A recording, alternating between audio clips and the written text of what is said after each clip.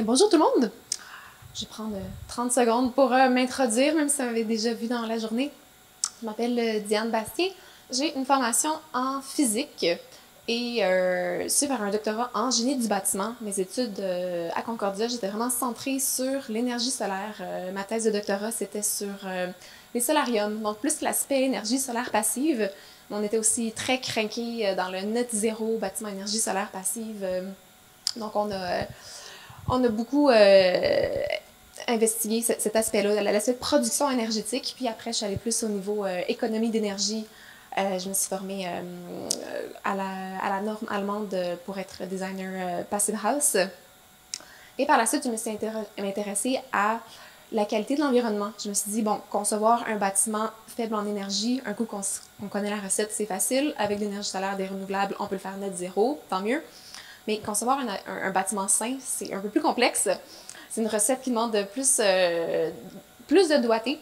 Donc, par la suite, mon intérêt s'est centré sur la qualité de l'environnement et tout ce qui touche comment créer l'environnement le plus sain possible pour nous et par le fait même pour l'environnement. Parce que quand c'est bon pour nous, en général, c'est bon pour la planète aussi. Donc, pour continuer à parler d'énergie solaire, j'ai abordé un angle vraiment plus centré sur la santé environnementale et humaine. Donc, on a eu Paul Héroux au début qui nous a parlé des impacts des champs électromagnétiques sur la santé. Donc là, on va regarder plus particulièrement par rapport au système solaire, quel impact ça peut avoir et qu'est-ce qu'on peut mettre en place pour améliorer la situation. Donc, avant de se lancer dans ça, c'est important de bien comprendre nos motivations. Pourquoi est-ce qu'on désire installer des panneaux solaires? Souvent, les motivations vont être de deux ordres. Donc, souvent, les gens vont parler de leur désir d'avoir de la résilience.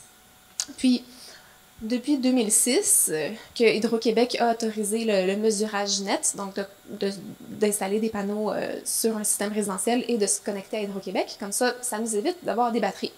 Donc, depuis 2006, c'est possible. Et il nous a dit qu'on a maintenant 800 environ installations qui sont connectées au réseau.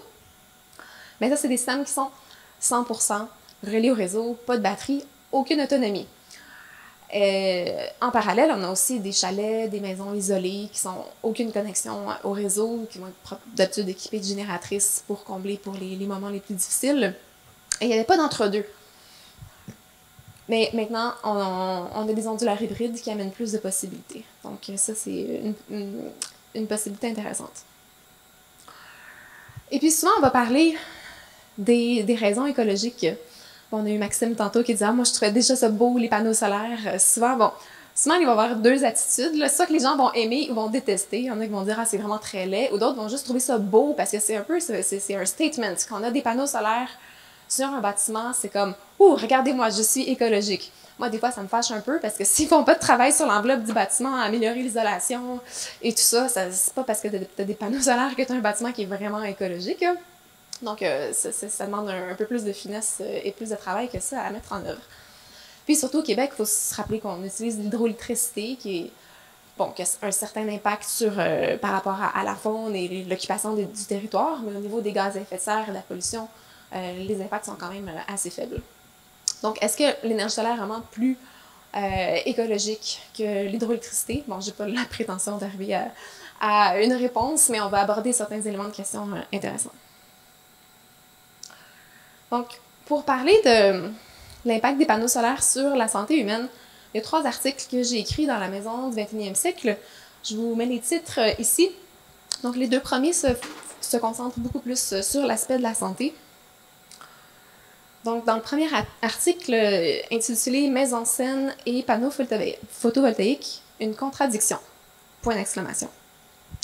La question centrale que j'ai explorée, c'est est-ce que les panneaux solaires photovoltaïques peuvent avoir un impact négatif sur la santé humaine? Donc, pour y répondre, il faut commencer par comprendre les différentes formes de l'électricité. On peut avoir des champs magnétiques, des champs électriques, des radiofréquences et ce qu'on appelle aussi les hautes fréquences transitoires. Donc, on a eu Paul Héroux avec sa conférence un petit peu plus tôt dans la journée. Il parlait des basses fréquences, les hautes fréquences, donc les champs magnétiques, les champs électriques, on est dans les basses fréquences. Dans les radiofréquences, on est dans les hautes fréquences. Et les hautes fréquences transitoires, ce qu'on appelle l'électricité sale, c'est vraiment de la pollution sur le système électrique. Je vais vous montrer des graphiques un petit peu plus tard.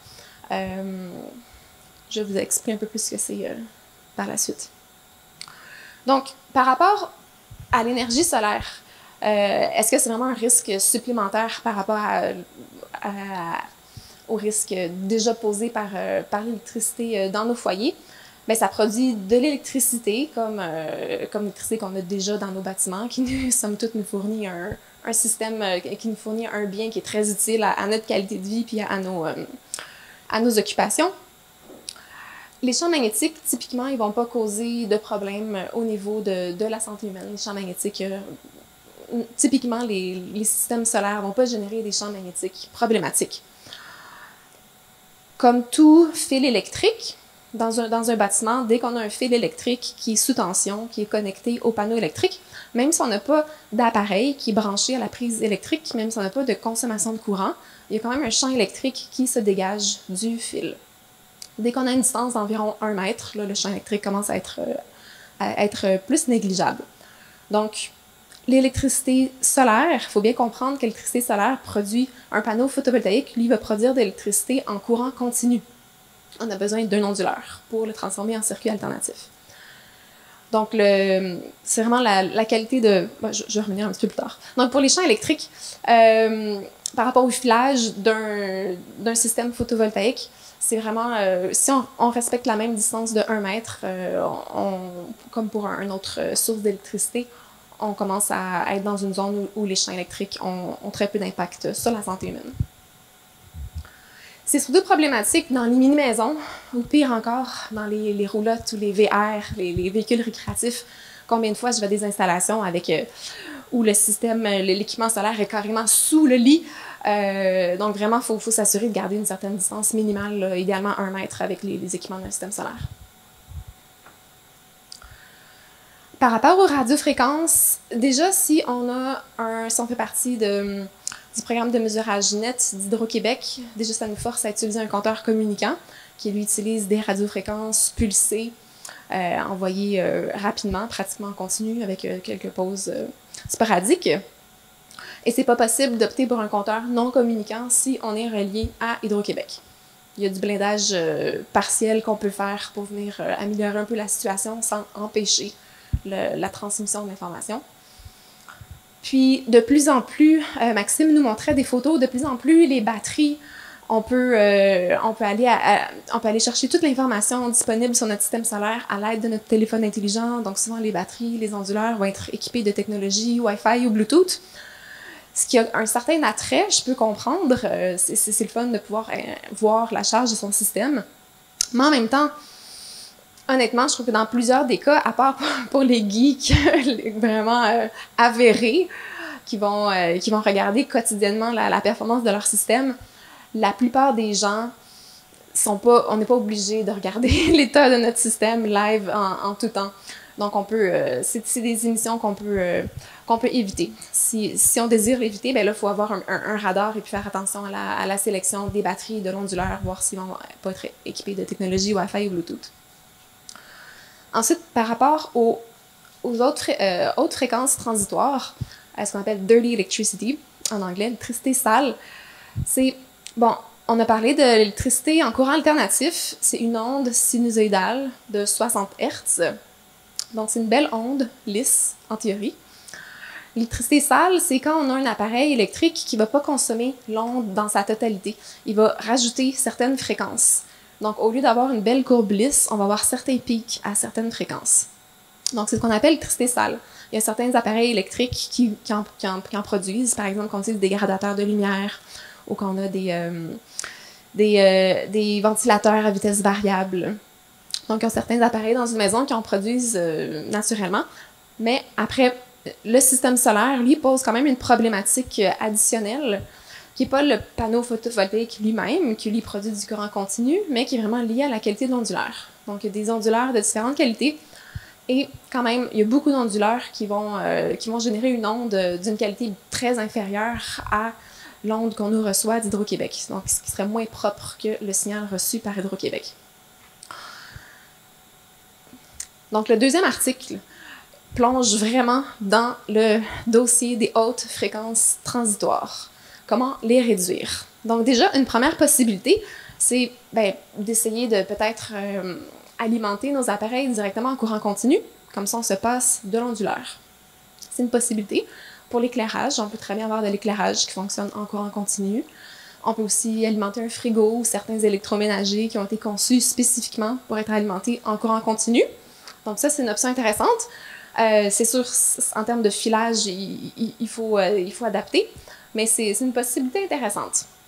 Mais c'est sûr qu'ultimement, si on veut pouvoir alimenter beaucoup d'usages dans la maison, inévitablement, à un moment donné, on va avoir besoin de courants alternatifs. Donc, à ce moment-là, le choix de l'onduleur va être vraiment important. Il faut comparer les fiches techniques pour vraiment s'assurer d'avoir un onduleur d'une bonne qualité. Il y a vraiment deux paramètres à regarder. Donc, le premier paramètre, c'est l'efficacité. Efficiency en anglais. C'est toujours, ça c'est une donnée qui est très facile à trouver. Donc, plus le pourcentage d'efficacité est élevé, plus votre appareil, plus le rendement est élevé, moins vous aurez de pertes de conversion. Donc, plus éventuellement vous allez produire d'électricité pour un même système. Mais autrement, ça va également créer moins de pertes et moins d'électricité sale. Donc, il y a aussi un autre avantage pour la santé à choisir un appareil avec une efficacité élevée. Donc, l'autre paramètre qu'on veut analyser, c'est la distorsion harmonique. Donc, on veut s'assurer que ce paramètre-là soit inférieur à 5%. Ensuite, les micro-onduleurs, typiquement, vont générer une onde d'une meilleure qualité que des onduleurs centraux. Entre autres, il y a des onduleurs de Enphase Energy qui ont été testés et qui offrent typiquement une bonne qualité de l'onde. Et puis pour les onduleurs centraux, Solar Edge a été mesuré et la plupart des onduleurs de cette compagnie-là font une belle qualité. Et avec le temps, on se rend compte que les meilleurs onduleurs, les onduleurs les plus performants, ceux qui restent sur le marché, c'est ceux qui ont les plus faibles taux de distorsion harmonique. Donc ça, c'est un petit peu le fun naturellement, sans nécessairement s'en préoccuper au niveau de la santé humaine, mais juste pour des questions d'efficacité, il y a quand même une évolution qui fait que les produits deviennent de mieux en mieux et ça devient de plus en plus facile de trouver des onduleurs d'une bonne qualité. Et finalement, si vous êtes déjà aux prises avec une installation existante, plusieurs installations solaires que j'ai mesurées qui causent vraiment beaucoup de hautes fréquences transitoires, comme 10 fois plus que dans une maison conventionnelle, c'est possible, en appliquant certains filtres, de venir les baisser. Par rapport aux hautes fréquences, André Fauteux a écrit un dossier en 2009 qu'on peut retrouver. L'histoire centrale de ce dossier-là, c'est parti d'une éclosion de cas de cancer à l'école La Quinta, en Californie. Et après, en faisant une étude épidémiologique, on s'est vraiment rendu compte qu'il y avait des hautes fréquences transitoires très, très élevées dans le bâtiment qu'on a associées avec des cas de cancer chez les enseignants. Donc ici, c'est un graphique qui vous montre un exemple de pollution au niveau des hautes fréquences. Donc, toutes les petites lignes qu'on voit, en fait, en bas, c'est les hertz. Donc, on peut voir ici, à 20 Hz et à 40 Hz, on a des pics. Donc, ça, c'est un onduleur défectueux qui émet des pics de pollution à 20 Hz et 40 Hz. Et après avoir installé des filtres, on peut voir que les pics qu'on avait à 20 et 40 Hz ont été efficacement absorbés par les filtres. Donc, c'est possible d'améliorer une installation existante, mais différents types de filtres qui existent sur le marché. Et il faut vraiment sélectionner le bon filtre par rapport aux fréquences qui sont présentes sur votre système à vous.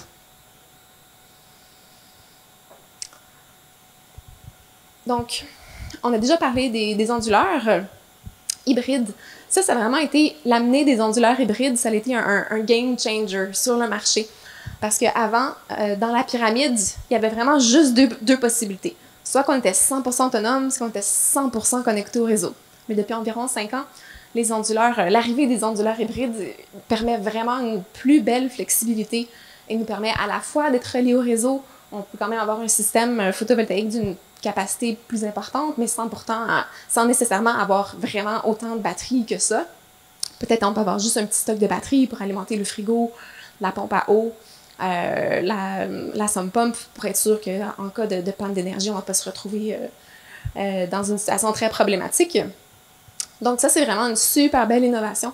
Puis ça permet aussi de penser à la planification des investissements peut-être différemment. Peut-être qu'au début, sur le coup, on n'a pas nécessairement l'argent pour investir dans les batteries. On a vu au niveau des chiffres, une installation solaire, on parle d'environ 2,5 $ par watt. Puis si on installe des batteries, bien, ça vient doubler les coûts. Donc c'est quand même conséquent, le coût des batteries. L'impact environnemental aussi. Je ne pense pas que la meilleure solution pour l'environnement, c'est que tout le monde soit autonome, que tout le monde ait son stock de batteries. Je ne pense pas que c'est la meilleure solution environnementale. Mais d'aller chercher une certaine résilience, c'est quand même important. Surtout quand on est en région. Surtout au Québec, on chauffe électrique. Donc, déjà, on a besoin d'électricité pour alimenter nos appareils. On a beaucoup de chauffage électrique au Québec. Si c'est avec des thermopompes, c'est quand même assez efficace et je dirais comme une assez bonne chose. Et là, de plus en plus, l'électrification des transports qui s'en vient, c'est une bonne chose au niveau des gaz à effet de serre puis de la qualité de l'air. Mais on se devient de plus en plus dépendant de l'électricité. Si on est pour avoir une panne prolongée, puis non seulement tu ne peux pas alimenter ton frigo, mais tu ne peux pas avoir de chauffage, et si non seulement tu ne peux pas sortir et te déplacer parce que ta voiture aussi est électrique, il y a moyen d'être assez mal pris. Donc, aller se chercher un petit peu de résilience, c'est quand même une bonne idée.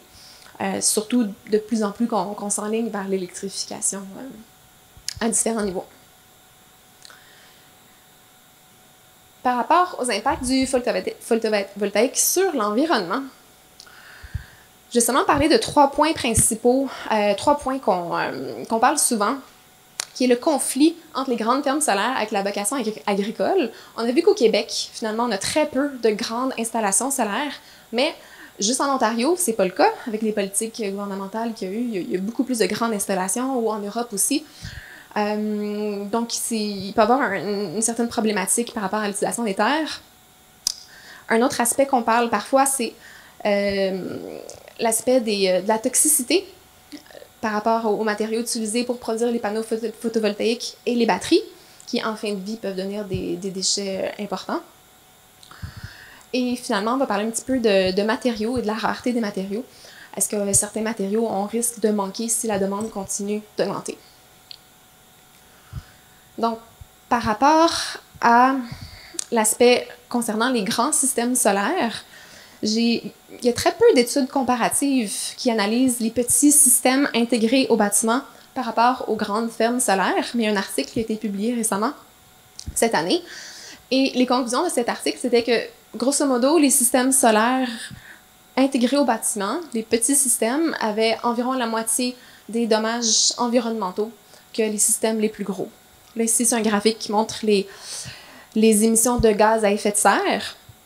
Mais si on regarde les autres impacts environnementaux, que ce soit la consommation d'eau, la production d'ozone troposphérique, pour les différents paramètres des analyses de cycle de vie, grosso modo, les petits systèmes étaient 2 fois mieux que les gros.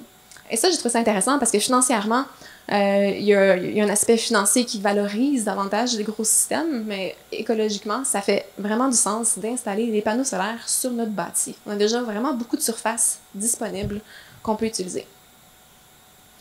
L'impact des fondations aussi, du système qui va tenir les panneaux est important. Donc, on peut voir les 2 grandes lignes oranges du milieu, c'est un système de racking en béton.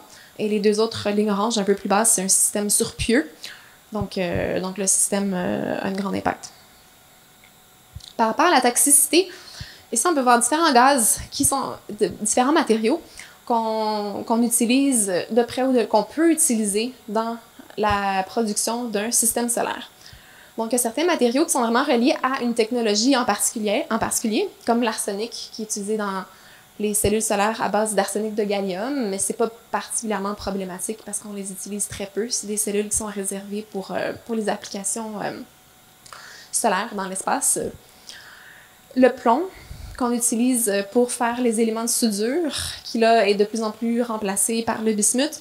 Le silicium, on parle beaucoup du silicium, ça vient de la silice, du sable, on ne va pas en manquer. C'est pas toxique en soi, mais dans les usines qui produisent le silicium de grade électronique pour produire des panneaux solaires, Mais quand on va trancher les gaufrettes de silicium, ça crée de la poussière cristalline dans l'air qui, elle, peut être très toxique. Donc, c'est important que les usines soient installées des dispositifs de filtration appropriés pour pas que les travailleurs soient exposés.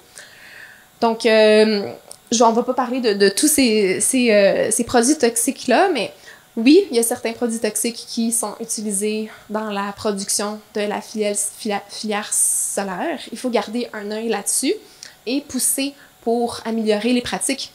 Il y a certains solvants qu'on utilise pour le nettoyage des panneaux solaires. Bien ça me semble quand même assez facile de trouver d'autres produits alternatifs.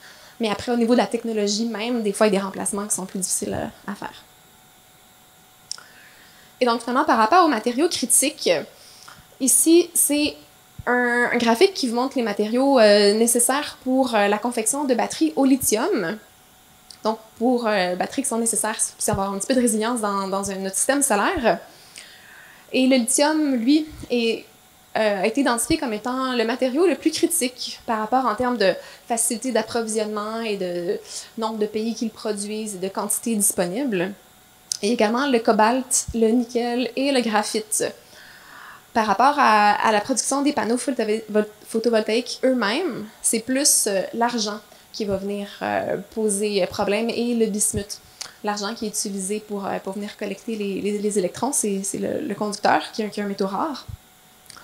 Donc, il faut garder en tête que c'est quand même un produit de haute technologie qui demande des produits très spécifiques, d'une grande pureté, qui doivent être traités avec des produits chimiques. Il faut continuer à pousser le recyclage, l'économie circulaire, la réutilisation des matériaux, pour qu'un coup que ces matériaux-là sont dans la loupe, pour qu'ils y restent le plus longtemps possible. Heureusement qu'une durée de vie des panneaux photovoltaïques de quand même 30 ans, c'est quand même assez durable. Donc, je vais m'arrêter ici par rapport aux impacts environnementaux, juste pour montrer que c'est une question qui est très complexe, vraiment pour répondre à, si on veut regarder de près les impacts environnementaux d'une filière énergétique, vraiment la façon de procéder, c'est de procéder à une analyse de cycle de vie où l'on détermine différents impacts. Les 8 impacts les plus fréquemment retenus dans ce type d'études, on va aller regarder le potentiel d'acidification, ce qui contribue aux pluies acides, le potentiel d'eutrophisation. Au Québec, on est particulièrement touché par ça, là, avec le phénomène des algues bleues dans nos lacs. Le potentiel de réchauffement climatique, on en parle de plus en plus, tout le monde est vraiment conscientisé à ça maintenant, mais il ne faut pas... C'est pas l'unique métrique à considérer. Et des fois, j'entends des espèces de propositions environnementales qui font aucun sens parce qu'on vient réduire le carbone, mais là, on va utiliser comme des produits vraiment toxiques qui vont nous tuer. Je suis comme, OK, le carbone, c'est bien, mais il faut vraiment garder une image globale de l'environnement. Le potentiel de création de zones photochimiques, qui est vraiment un polluant qui vient nous affecter notre santé, l'utilisation des terres, la consommation d'eau, la demande d'énergie cumulative et le temps de récupération d'énergie. C'est les métriques qu'on utilise habituellement dans ce type d'études. Et je vais terminer avec ça. Ici, on peut voir à gauche le potentiel de réchauffement climatique de différentes productions filières d'énergie renouvelable. Puis à droite, on regarde le potentiel de création de zones photochimiques. Donc, si on compare l'hydroélectricité avec le photovoltaïque, ici, chaque point est une étude. Donc, déjà, il y a une grande dispersion des données. Donc, selon l'efficacité, selon notre système solaire, si on l'installe à Montréal, si on l'installe au Caire, en Égypte, ou si on l'installe à Copenhague, au Danemark, sa productivité ne va pas être la même. Donc, ses impacts ne seront pas les mêmes. Donc déjà, il y a quand même une grande dispersion des données en fonction des variations locales. C'est sûr que si notre panneau solaire était produit au Québec ou l'être en Chine, son bilan carbone serait plus favorable. Mais pour l'instant, ce n'est pas le cas. Puis, dans le fond, la plupart des énergies renouvelables, on peut se dire qu'ils se jouent toutes dans la même équipe. Globalement, on peut toujours essayer de se demander est-ce que c'est le photovoltaïque ou l'hydroélectricité qui va avoir le moins de potentiel de réchauffement climatique. Mais finalement, il faut surtout garder en tête qu'ils sont de 10 à 100 fois inférieurs aux énergies fossiles. Pour ceux qui sont intéressés à la construction écologique, j'en profite pour faire un petit coup de marketing. On a une formation qui s'en vient en partenariat avec la compagnie Linéaire Éco-Construction qui fait des formations en charpente de bois massif. Et on a une formation qui commence jeudi prochain, là, du 21 au 24 novembre. Alte Coop, la coopérative d'ingénierie avec laquelle je suis membre, on va donner des formations la première journée, entre autres avec Samuel Pépinguet, le fondateur de Linéaire. Et les 3 autres journées, ça se passe vraiment dans l'atelier avec des outils à travailler de la charpente massive. Donc, si jamais il y a un intérêt, vous pouvez aller vous inscrire. Il y a aussi une autre formation plus théorique qu'on appelle la formation Ultima Eco. Donc, vous pouvez aller voir sur leur site web. Donc, avez-vous des questions? Yves, je t'ai invité à me rejoindre. On a 8 minutes pour des questions conjointes.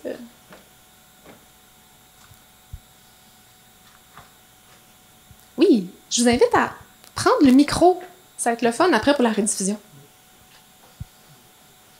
Pour ceux qui ont déjà une maison, est-ce qu'il y a des choses qu'on peut déjà faire pour dire on veut se préparer pour éventuellement installer des systèmes photovoltaïques? Moi, j'avais pensé d'installer un genre de conduit entre la salle mécanique au sous-sol jusqu'au toit, en prévision d'eau, mais est-ce qu'il y a d'autres choses qu'on pourrait faire aussi?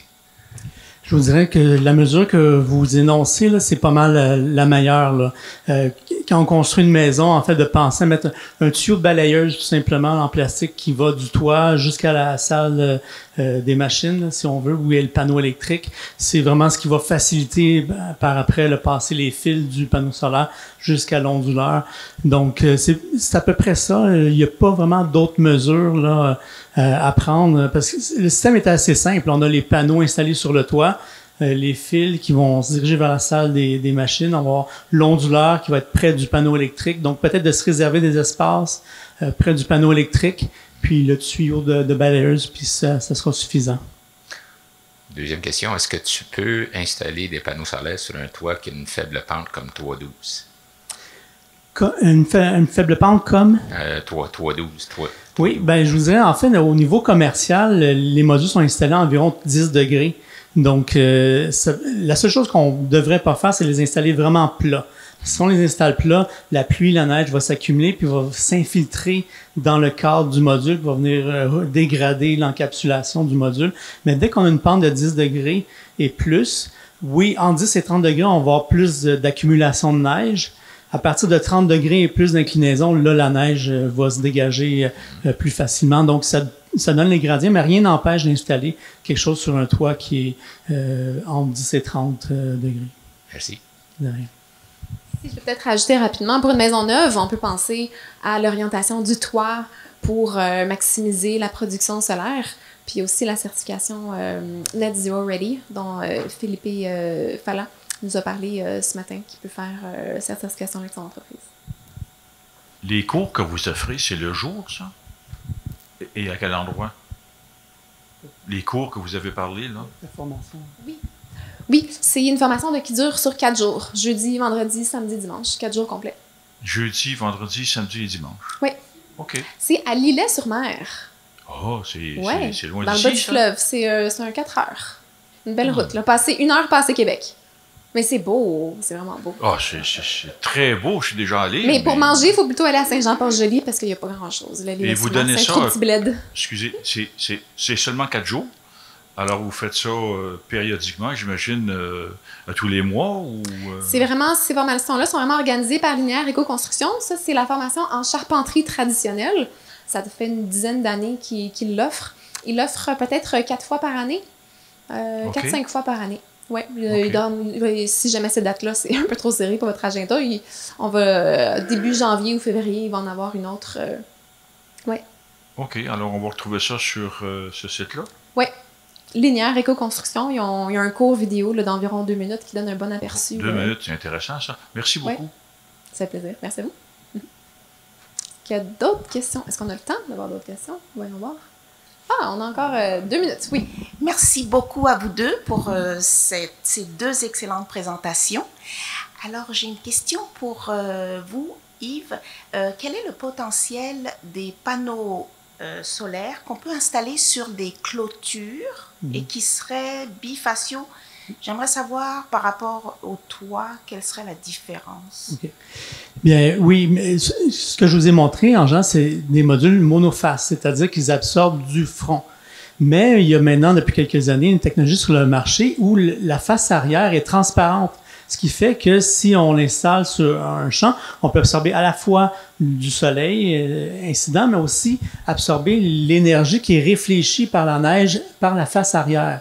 En général, ça donne un surplus de production de l'ordre de 9% quand on installe ça sur un champ avec d'autres modules qui vont venir aussi, eux aussi, projeter un peu d'ombre. Donc, parfois, les fabricants vont nous dire c'est 20-30% de plus d'énergie, mais dans les faits, quand on installe une série de modules, il faut voir qu'il va y avoir de l'ombrage, donc le gain est plutôt de l'ordre de 10%.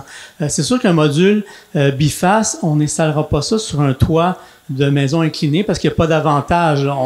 Le toit est tout de suite derrière, puis on ne peut pas capter d'énergie solaire réfléchie. Mais sur un toit commercial, en plus un toit blanc commercial, on pourrait à ce moment-là absorber à la fois ce qui vient du soleil puis ce qui est réfléchi par le toit blanc.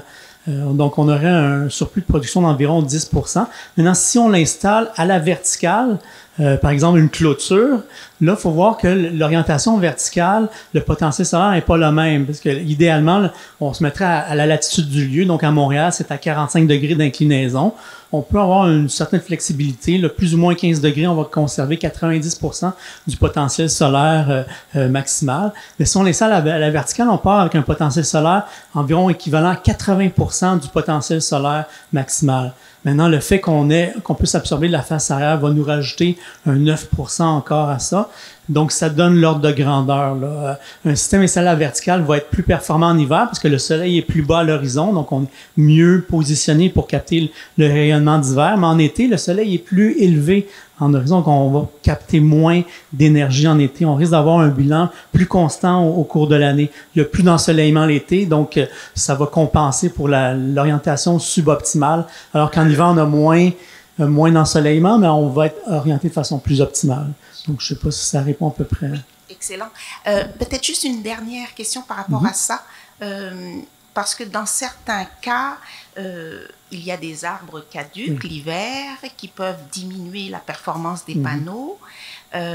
Donc, des fois, ça peut être juste la clôture qui serait un espace idéal. Mais en termes de réglementation municipale avec les voisins, etc., est-ce que c'est faisable? Je dirais la réponse exacte, c'est d'aller consulter les normes municipales. Chaque municipalité a des normes par rapport à ce qu'on peut installer sur les toits, les réglementations. Donc, vous allez trouver la réponse à cet endroit-là. Je sais que depuis quelques années, la Ville de Montréal vise à justement faciliter l'installation de technologies solaires. Donc, la réglementation s'est assouplie au fil des ans. Mais la réponse en bout de ligne, vous allez l'avoir auprès de votre municipalité. Merci beaucoup. Ça me fait plaisir.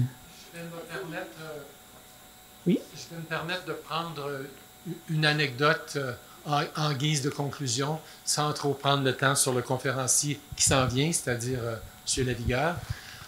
En ce que j'ai manqué le début de votre présentation, vous m'en excuserez, je devais être dans l'autre salle en même temps. Et quand j'ai vu vos images sur l'interconnexion, ça m'a rappelé précisément en 2005-2006, je venais d'arriver à la présidence de l'Ordre des architectes, et pour éviter qu'on ait autant d'éoliennes anarchiques que ce qu'on voyait à l'époque dans le bas du fleuve, je suis allé à la Régie de l'énergie avec mon directeur général pour demander la permission de l'interconnexion. Et je vous jure que j'étais pas gros avec mon directeur général. On avait 6 avocats d'Hydro-Québec en face de nous. Et l'argument était, est-ce qu'on connaît ça, l'électricité au Québec? On m'a dit, ben oui, c'est sûr, il n'est pas meilleur que nous autres. Alors, s'il y a 40 États américains qui permettent l'interconnexion, est-ce qu'on ne pourrait pas le permettre aujourd'hui au Québec? La Régie de l'énergie avait répondu favorablement à notre demande et je suis très heureux de voir ce que je vois aujourd'hui. Alors, dites-moi que c'est possible. C'est possible. Merci pour ton beau travail, André. Hey, je te jure que c'était du défrichage. Sûr qu'on j'étais pas gros dans mes culottes, mais j'avais rien à perdre, puis je le faisais pas pour mon intérêt personnel. Fait que dans ce temps-là, alors ceci dit, merci infiniment de vos présentations. C'était extrêmement intéressant. Et il nous en reste une. Oui, merci. Hein? Merci Yves. On continue avec Benoît Lavigueur ici, qui va nous parler d'énergie net zéro, et Nathalie Marmotte de l'autre côté en salle B, où on va parler de géothermie. Et Diane va s'occuper de la salle B, pendant que nous, on reste dans la salle A. Merci infiniment. Une main d'applaudissement, s'il vous plaît. Bravo à peine.